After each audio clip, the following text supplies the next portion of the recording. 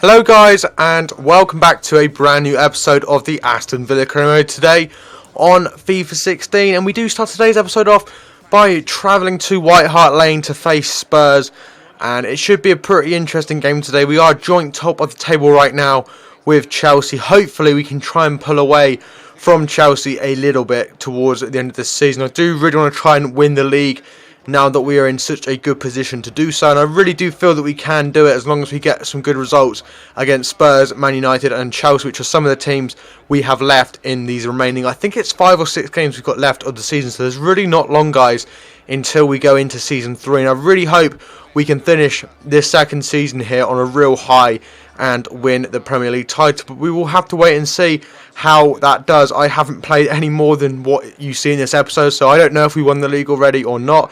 But there is only going to probably be about 3 to 4 episodes left of this career mode in this season. So do try and keep up with all the episodes, guys. I don't know what's going to be happening on Christmas Day. That is coming in the next 3 days, which is crazy. It is the 22nd of December right now.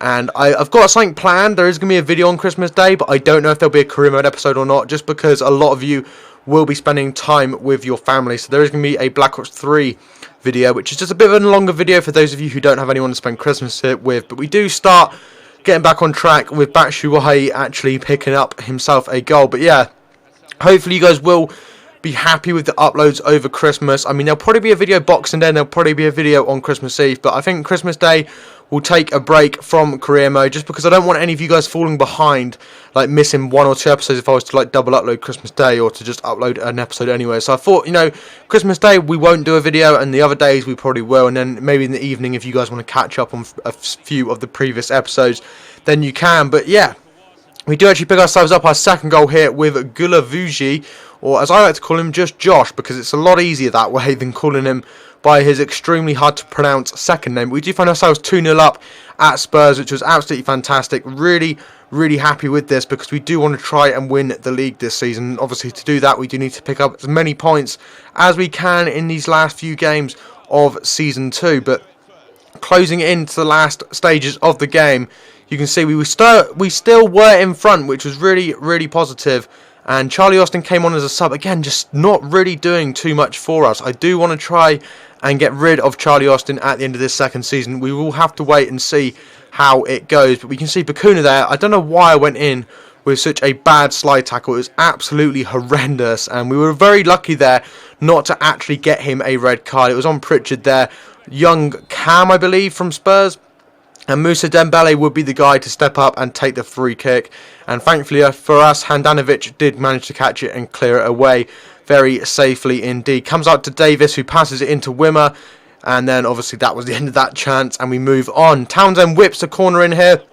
Handanovic again doing very well to keep hold of it. And we do pick ourselves up the 2-0 victory against Spurs, which is absolutely sick. And we do move on into some player training.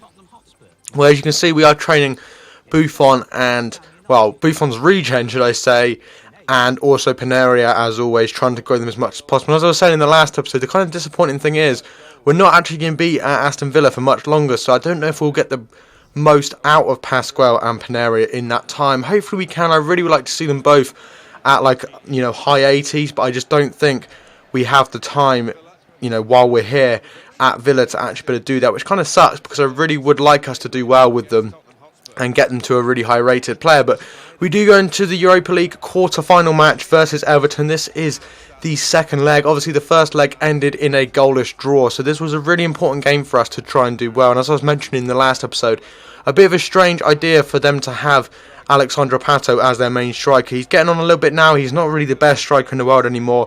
And for some reason they've sold Romelu Lukaku by the looks of it, and they've brought in Pato, which is a bit of a strange one for me. But nevertheless, our team was looking pretty strong. The only real change was Panaria coming in and Loftus-Cheek as well. Just as rotational players, as you guys know, the fixtures recently have been brutal, and most of our players are absolutely knackered as well. And I do apologise if I sound a little bit ill. I have got somewhat of a cough coming on, so that is probably the reason for that. But Iturb here coming down at the right-hand side. Lovely bit of skill there to completely mug off Leighton Baines. Keeps going. For some reason I ran back towards Leighton Baines rather than away from him, which is a little bit strange, but we do continue on. Nevertheless, El Shaarawy here throwing it in from the edge of the box, obviously into Jordan Amavi, who then whips it over. Loftus-Cheek somehow misses it. Comes out to Flanagan, into Itub, into Batshuayi. Batshuayi tries to look for the pass, and they do manage to clear it away. But Panaria here with a lovely ball. And I noticed the chance here with Tim Howard coming so far out of his line. I don't know why he did that. He could have just waited. There was defenders coming ready to tackle me. And for some reason, he decided it would be a really good idea to come out, and I just completely whipped it round him, and Leighton Baines almost got a foot to it, but you can see El Shaarawy was celebrating before it even went in the back of the net, so he clearly knew it had worked, and a very nice finish by him. Indeed, we do find ourselves 1-0 up against Everton, which is absolutely fantastic, but Panaria again here, trying to get in on Everton's defence, the young Brazilian, still only 17 years old, guys, and he is a 74 rated, which is absolutely madness. I love using him, and he's going to be a really good player for us in the future. But Batshuayi here again, someone who I'm still really debating, guys. Should I sell Michy Batshuayi or not? He hasn't really impressed as much as I wanted him to in these, this first season, and well, pretty much 2 seasons now. We're very nearly at the end of season 2. So I really am debating most likely selling him on in the summer and bringing in an absolute world-class striker. Let me know, guys, any strikers you'd want to see at Aston Villa who are kind of like between 83 rated and 88 rated, and we will try our best to get one of them in, because I do want to bring in an absolute world star. But you can see there, we do unfortunately concede right at the end as well, which is really annoying. It looked like we were going to be going into extra time, but we do get a chance here with Juan Manuel Itub. Lovely bit of skill there to go on the defender, comes through one-on-one with the goalkeeper, and he does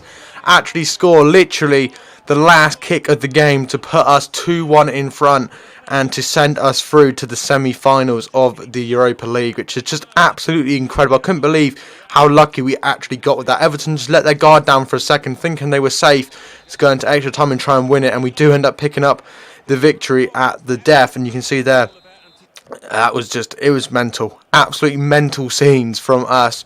And you can see we do walk away with a 2-1 victory, and we progress on to be facing Real Sociedad, who are the team we'll face in the next game. They lost their second leg, but they must have won the first leg to come through, and they'll be the team that we face next. And you can see Fenerbahce, or is that Fenerbahce? I really want to say that's Fenerbahce, but I think it could be someone else. But they beat, who was it? My mind's just gone blank. I think it was like Man City or someone, so that's kind of a ridiculous result to see. But nevertheless, we are top of the table at the end of this episode, guys. 2 points in front of Chelsea. They lost their game, and Arsenal are closing in on us. But we now have a clear getaway to the end of the season, as long as we can beat Chelsea in the upcoming game, which is in like a month's time. We also have Man United in that time as well, so we're going to have to be on our absolute best form in these next few episodes to try and pick up as many points as we possibly can. If you did enjoy today's episode, guys, if we could smash over 5 likes, that'd be absolutely awesome. If you haven't already, please do go and subscribe to the channel for more FIFA 16 content, and I'll speak to you guys in the next episode very, very soon.